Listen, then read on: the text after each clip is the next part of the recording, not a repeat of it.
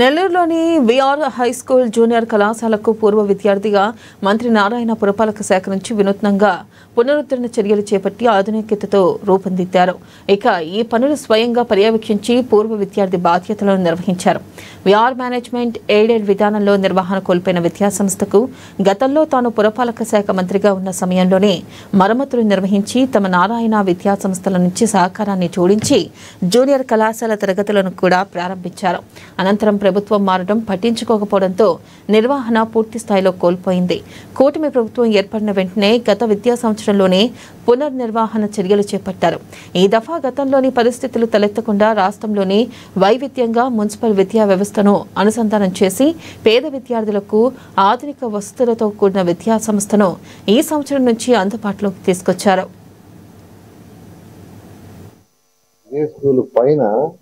2014-19లో కొన్ని క్లాసులు ఉంటే ఆ రోజు మేయర్ అజీజ్ గారితో మాట్లాడి మున్సిపల్ కార్పొరేషన్ ద్వారా కాలేజీ పెట్టండి 11th and 12th కి ఒక 300 పిల్లలు తీసుకుంటాం.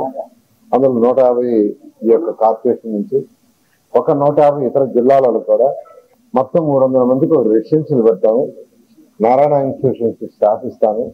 వాళ్ళ దగ్గర మంచి ఎడ్యుకేషన్ ఇచ్చి ఐఐటి ఎన్ఐటి మీకు చేయిస్తామంటే వెంటనే మున్సిపల్ కార్పొరేషన్ తరఫున చక్కగా ఫుడ్ ఏర్పాటు చేశారు. టీచింగ్ స్టాఫ్ అదంతా నేనే ఇచ్చాను. నెలకు 6 లక్షలు ఖర్చు పెట్టారు టీచింగ్ స్టాఫ్. ఎంతో మంది విద్యార్థులు ఎన్ఐటీలు ఐఐటీలు జాయిన్ అయ్యారు. కానీ గత ప్రభుత్వం హాస్టల్ వచ్చేసింది. నిజంగా నాకు ఎంతో బాధ. ఈరోజు ఈ ఉన్నత స్థితికి వచ్చే దాంట్లో ఈ యొక్క స్కూల్ యొక్క పాత్ర ఉంది. అందుకని ఎలక్షన్స్ ముందు నేను మాట చెప్పాను, ప్రభుత్వం రాగానే ఈ స్కూల్ ని తిరిగి ఓపెన్ చేస్తాను, ఒక 2000 మంది చదివేట్లుగా చేస్తానన్నాను. అన్న ప్రకారమే మాట ప్రకారం ఈ స్కూల్ ని రినోవేట్ చేయించాం.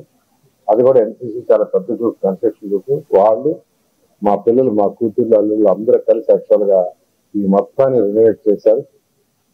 దీనికి పర్మిషన్ కూడా వచ్చింది. Nellore municipal corporation school